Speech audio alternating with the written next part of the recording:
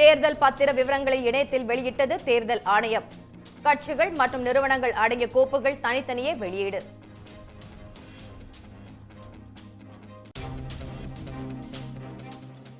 ஒரே நாடு ஒரே தேர்தலுக்கான பரிந்துரைகளை குடியரசுத் தலைவரிடம் அளித்தது ராம்நாத் கோவிந்த் குழு. 2029 முதல் நாடாளுமன்றம் சட்டமன்றங்களுக்கு ஒரே நேரத்தில் தேர்தல் நடத்தும் வகையில் சட்ட திருத்தம் செய்ய பரிந்துரை.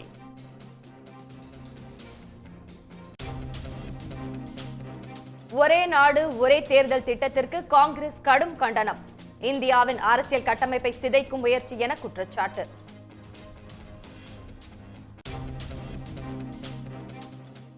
IAS அதிகாரிகள் ஞானேஷ்குமார் மற்றும் SS சாந்து ஆகியோர் புதிய தேர்தல் ஆணையர்களாக நியமனம். இருவரின் தேர்வுக்கு குடியரசுத் தலைவர் திரௌபதி முர்மு ஒப்புதல்.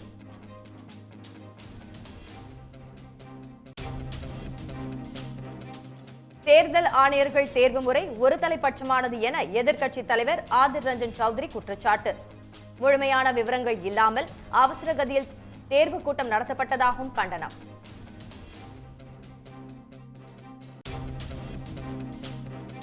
$4181 கோடியில் வடசென்னை வளர்ச்சி திட்ட விரிவாக்க பணிகள் முதலமைச்சர் MK ஸ்டாலின் தொடங்கி வைத்தார்.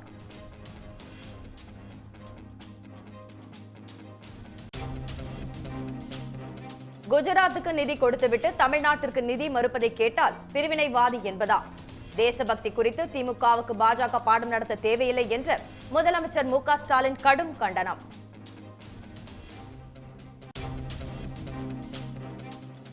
அதிமுகவின் கூட்டணி பேச்சுவார்த்தை மற்றும் தொகுதி பங்கீடு குழுவினருடன் எடப்பாடி பழனிசாமி ஆலோசனை. தேமுதிகவிற்கு ஒதுக்கப்படும் தொகுதிகள் குறித்து ஆலோசனை என தகவல்.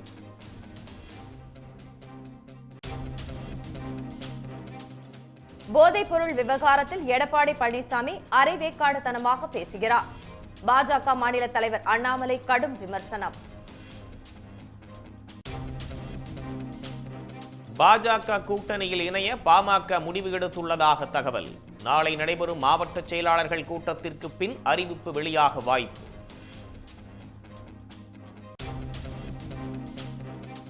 திருவள்ளூர் அருகே வங்கி மேலாளரை பாஜக நிர்வாகி தாக்கும் CCTV காட்சி வெளியாகி பரபரப்பு. கண்மூடித்தனமாக தாக்கும் வீடியோவால் வங்கி ஊழியர்கள் வாடிக்கையாளர்கள் அதிர்ச்சி.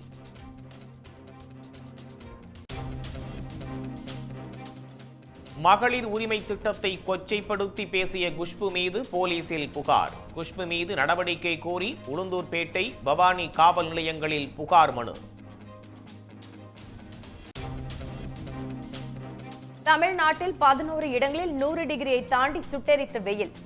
அதிகபட்சமாக ஈரோட்டில் 104 டிகிரி வெப்பம் பதிவு.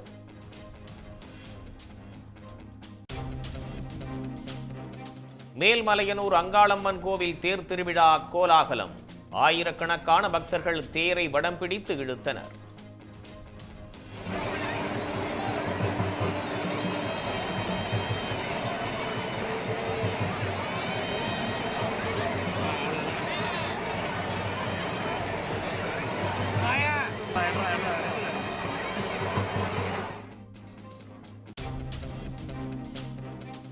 கோவை இம்மிடிப்பாளையத்தில் வீடின்றி தவித்த மக்களுக்கு அடுக்குமாடி குடியிருப்பில் வீடுகள் ஒதுக்கீடு. சன் செய்தி எதிரொலியால் 40 ஆண்டு பிரச்சினைக்கு தீர்வு. ஆபாச காட்சிகளை ஒளிபரப்பிய 18 OTT தளங்கள் முடக்கம். 19 இணையதளங்கள் 10 செயலிகளை முடக்கியது ஒன்றிய அரசு.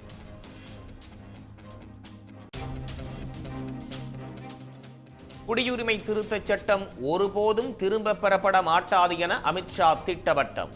CAA-வை அமல்படுத்தாமல் இருக்க மாநிலங்களுக்கு உரிமையில்லை என்றும் உறுதி.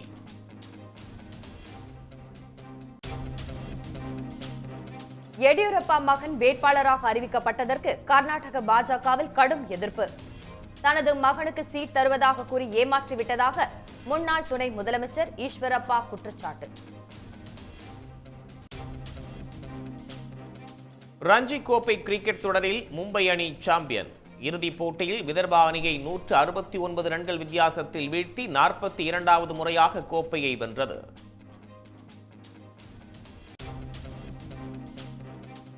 அஜித்தின் அடுத்த படத்தின் பெயர் குட் பேட் அக்லி.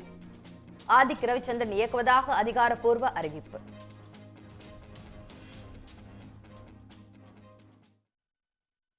ஒரே நாடு ஒரே தேர்தல் முறையை அமல்படுத்துவதற்கான பரிந்துரைகளை குடியரசுத் தலைவர் திரௌபதி முர்முவிடம் முன்னாள் குடியரசுத் தலைவர் ராம்நாத் கோவிந்த் தலைமையிலான உயர்மட்ட குழு அளித்துள்ளது.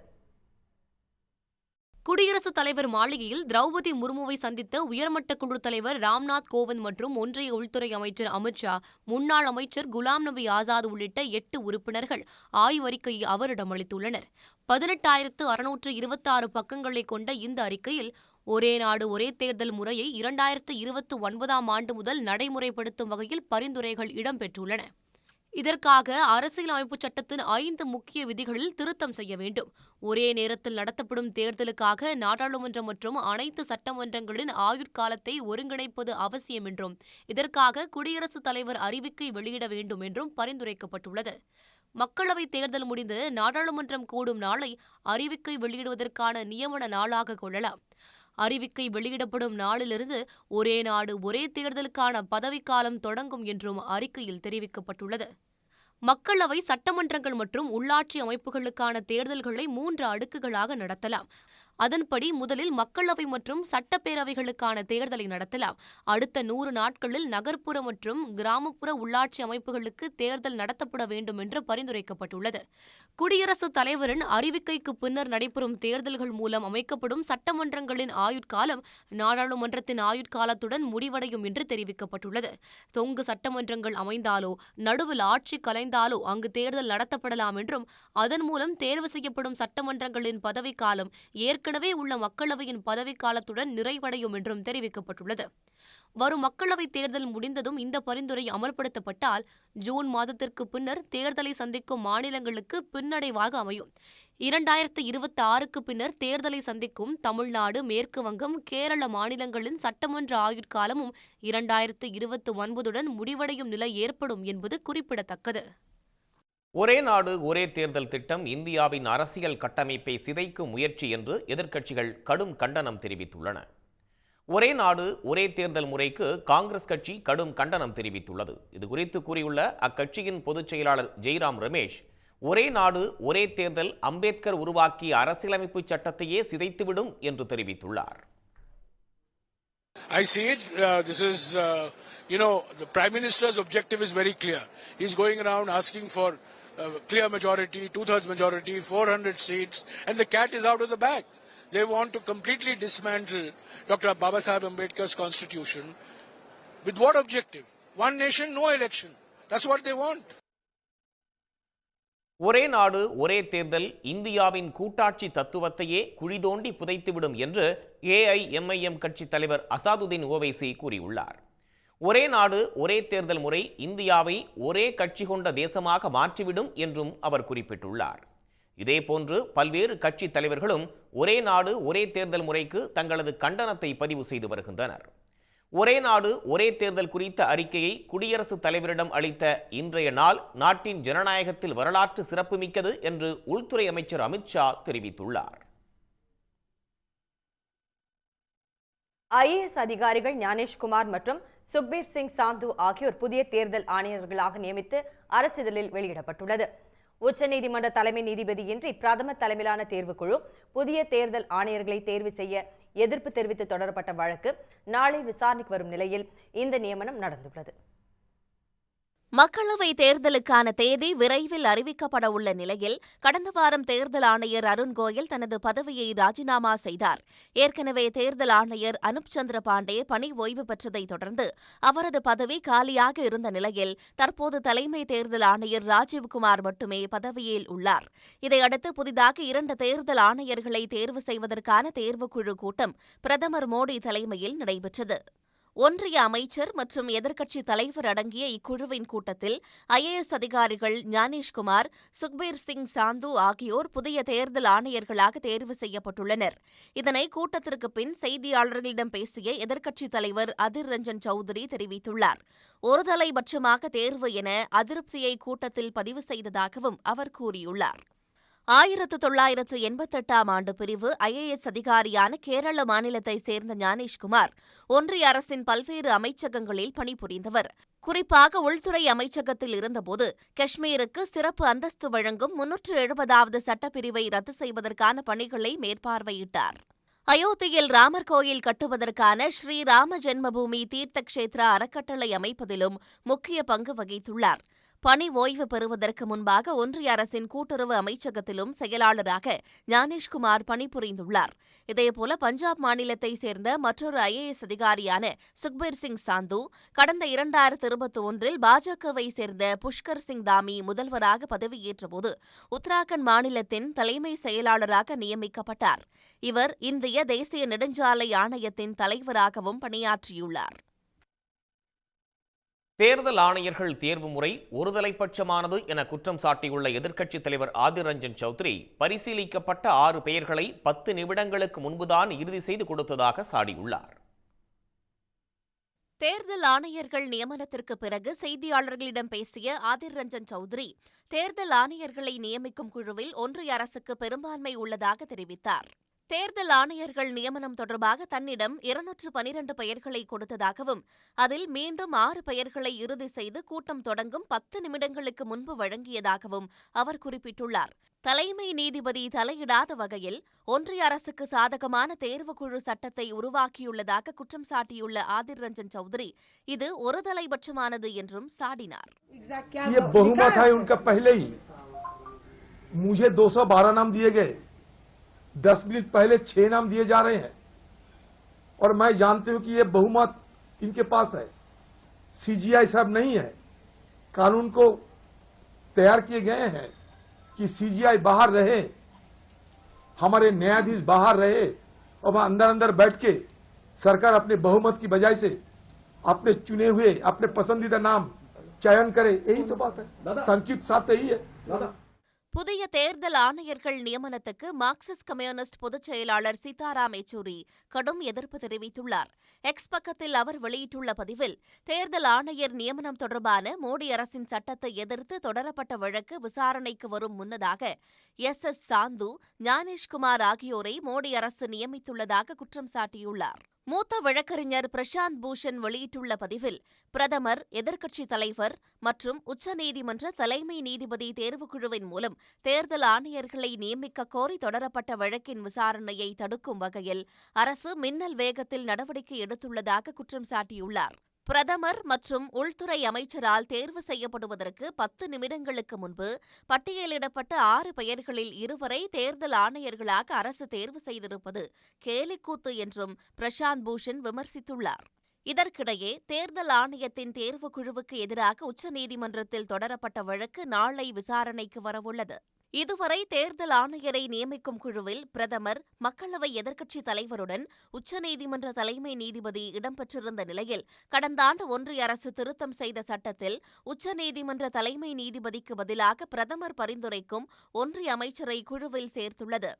இதனை எதிர்த்து ஜனநாயக சீர்திருத்தங்களுக்கான சங்கம், காங்கிரஸ் மூத்த தலைவர் ஜயா தாக்கூர் ஆகியோர் உச்சநீதிமன்றத்தில் வழக்கு தொடர்ந்துள்ளனர். தேசபக்தியை பற்றி தங்களுக்கு யாரும் போதிக்க வேண்டிய அவசியம் இல்லை என்று முதலமைச்சர் மு க ஸ்டாலின் தெரிவித்துள்ளார். வடசென்னை வளர்ச்சி திட்ட விரிவாக்க பணி தொடக்க விழா தங்கசாலையில் நடைபெற்றது. இதில் பல்வேறு துறைகளின் சார்பில் 4181 கோடி மதிப்பீட்டிலான வடசென்னை வளர்ச்சி திட்ட விரிவாக்க பணிகளை தொடங்கி வைத்த முதலமைச்சர் மு க ஸ்டாலின் உரையாற்றினார்.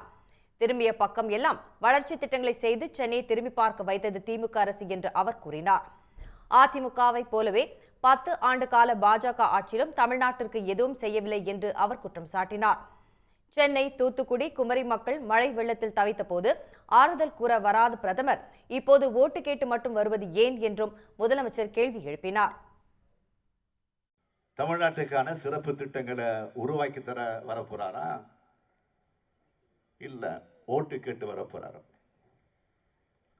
ஓட்டு கேட்டு வர்றத நான் தப்பா சொல்ல விரும்பல. சென்னை வெள்ளத்தில் மிதந்தப்போ மக்களுக்கு ஆறுதல் சொல்ல வராத பிரதமர், தூத்துக்குடி, கன்னியாகுமரி வெள்ளத்தில் மிதந்த போது மக்களை பார்க்க வராத பிரதமர் ஓட்டு கேட்டு மட்டும் வர்றது நியாயமா இருக்கா? குஜராத் மக்கள் வெள்ளத்தால் பாதிக்கப்பட்டப்போ அன்றைய தினமே ஹெலிகாப்டர்ல போய் பார்த்தார, மறுநாள் நிவாரண நிதி கொடுத்தார. குஜராத்துக்கு ஏன் கொடுத்தீங்கன்னு நான் கேட்கல, தமிழ்நாட்டுக்கு ஏன் தரலன்னு தான் நான் கேட்க வந்திருக்கிறேன்.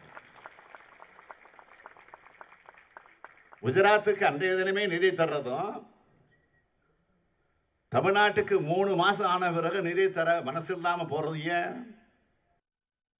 தமிழ்நாட்டின் உரிமைகளை கேட்டால் பிரிவினை பேசுகிறோம் என்று கூறுவதாக அவர் தெரிவித்தார். பிரிவினை எண்ணம் தங்களுக்கு இல்லை என்று குறிப்பிட்ட அவர், ஒரு கண்ணில் வெண்ணையையும் ஒரு கண்ணில் சுண்ணாம்பும் ஏன் என்றுதான் கேட்கிறோம் என்று கூறினார். மாண்புமிகு பிரதமர் மோடி அவர்களே, மாண்புமிகு பாரத பிரதமர் அவர்களே, பிரிவினை எண்ணம் எங்களுக்கு இல்லை. ஒரு கண்ணில் வெண்ணையும் இன்னொரு கண்ணில் சுண்ணாம்பையும் என்றுதான் கேட்கிறோம். நான் அழுத்த நிறுத்தமாக சொல்வது, தேசபக்தியை பற்றி எங்களுக்கு யாரும் போதிக்க வேண்டிய அவசியம் இல்லை. நாட்டுப்பற்று பற்றி எங்களுக்கு யாரும் வகுப்பு எடுக்க வேண்டிய அவசியமே கிடையாது. வடசென்னை வளர்ச்சி திட்டத்தில் மாதிரி பள்ளிகள், குறைந்த விலையில் வீட்டு வசதி, திறன் மேம்பாட்டு மையம், புதிய பேருந்து நிலையம், பணிமனைகளை மேம்படுத்துதல், போதை மறுவாழ்வு மையம், பூங்காக்கள், சந்தைகள், தரமான குடிநீர் உள்ளிட்ட பணிகள் மேற்கொள்ளப்படும் என்று அவர் கூறினார். 1567 கோடி ரூபாயில் 9798 நகர்ப்புற வாழ்விட குடியிருப்புகள் கட்டப்படும் என்றும் 832 கோடி ரூபாயில் பாரிமுனை பேருந்து முனையம் மறு கட்டுமானம் செய்யப்படும் என்றும் அடுத்த 3 ஆண்டுகளில் 200 திட்டங்கள் தொடங்கப்பட இருப்பதாகவும் அவர் தெரிவித்தார். இப்பணிகள் முடியும் போது சென்னையின் வரலாற்றில் புதிய சகாப்தத்தை திமுக எழுதியிருக்கும் என்றும் முதலமைச்சர் மு.க. ஸ்டாலின் தெரிவித்தார். நாடாளுமன்ற தேர்தல் தேதி விரைவில் அறிவிக்கப்படலாம் என எதிர்பார்க்கப்படும் நிலையில் மாநிலங்களவை சீட் தொடர்பான கோரிக்கையால் அதிமுக தேமுதிக கூட்டணியில் இழுபறி நீடிப்பதாக தகவல் வெளியாகியுள்ளது. அதிமுக கூட்டணிக்கு சிறிய கட்சிகள் ஆதரவளித்து வரக்கூடிய நிலையில் தேமுதிகவை இழுக்க தீவிரம் காட்டி வருகிறது. ஏற்கனவே 2 கட்ட பேச்சுவார்த்தை நடத்திய போதும் தேமுதிக தரப்பில் 7 மக்களவை தொகுதிகள், ஒரு மாநிலங்களவை உறுப்பினர் பதவி கேட்கப்பட்டதாக கூறப்பட்டது. அதிமுக 4 தொகுதிகளை கொடுக்க முன்வந்த போதும் மாநிலங்களவை எம்பி பதவி கொடுப்பது இல்லை என்பதில் உறுதியாக உள்ளது. ஆனால் ஒரு மாநிலங்களவை உறுப்பினர் பதவி வழங்குவதை உறுதி செய்தால்தான் அடுத்த கட்ட பேச்சுவார்த்தை என தேமுதிக தெரிவித்துவிட்டதாக கூறப்படுகிறது. இதனால் இழுபறி நீடித்து வரக்கூடிய நிலையில் தேமுதிகவை அழைத்து சமாதானப்படுத்த அதிமுக திட்டமிட்டிருப்பதோடு கூட்டணியை இறுதி செய்யவும் முனைப்பு காட்டி வருகிறது. இதனிடையே அதிமுகவின் கூட்டணி பேச்சுவார்த்தை மற்றும் தொகுதி பங்கீட்டு குழுவுடன் எடப்பாடி பழனிசாமி ஆலோசனை நடத்தினார். KP முனுசாமி, வேலுமணி, நத்தம் விஸ்வநாதன், திண்டுக்கல் சீனிவாசன் உள்ளிட்டோர் இந்த ஆலோசனையில் பங்கேற்றனர். தேமுதிக உடனான கூட்டணி பேச்சுவார்த்தையில் இழுபறி நீடிக்கும் நிலையில் அது தொடர்பாக ஆலோசனை நடத்தப்பட்டதாக தகவல் வெளியாகியுள்ளது. பாஜக கூட்டணியில் வேட்பாளர்கள் பெயர், தொகுதி பங்கீடு இன்னும் இறுதி செய்யப்படாத நிலையில் நெல்லை தொகுதியில் தனக்கு தாமரை சின்னத்தில் வாக்களிக்கும்படி பாஜக MLA நயினார் நாகேந்திரன் வாக்கு சேகரிப்பில் ஈடுபட்டார். பாஜக கூட்டணியில் இடம்பெற்றுள்ள கட்சிகளுக்கு தொகுதி பங்கீடு இன்னும் முடிவாகவில்லை. பாஜக தலைமை இதுவரை வெளியிட்ட 2 கட்ட வேட்பாளர்கள் பட்டியலிலும் தமிழ்நாட்டில் போட்டியிடும் வேட்பாளர்களின் பெயர்கள் இடம்பெறவில்லை. நெல்லை பாஜக MLA-வாகவும் சட்டமன்ற பாஜக குழு தலைவராகவும் உள்ள நயினார் நாகேந்திரன் மக்களவைத் தேர்தலில் நெல்லை தொகுதியில் போட்டியிடுவதற்கு முயற்சி செய்து வருவதாக கூறப்படுகிறது.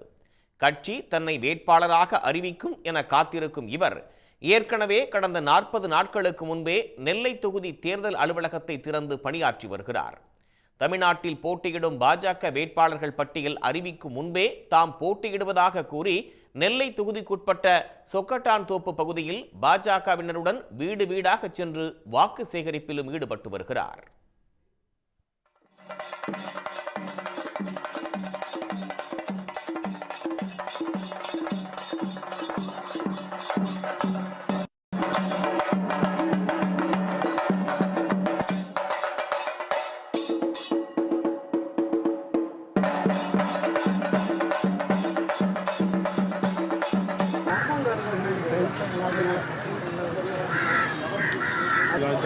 அனௌன்ஸ் பண்ணிடுவாங்க.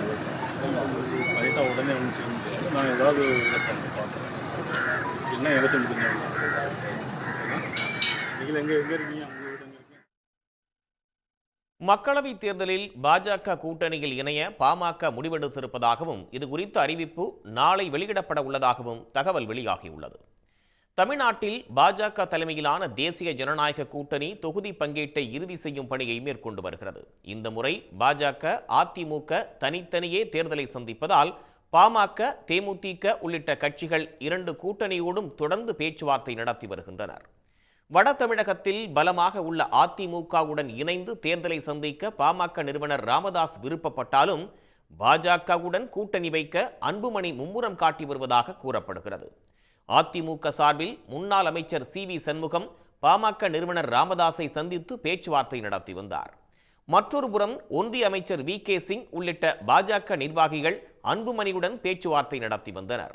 பாமகவுடன் கடந்த 1 மாதத்திற்கு மேலாக நடத்தப்பட்டு வரும் பேச்சுவார்த்தை இறுதி கட்டத்தை எட்டியிருப்பதாக கூறப்படுகிறது.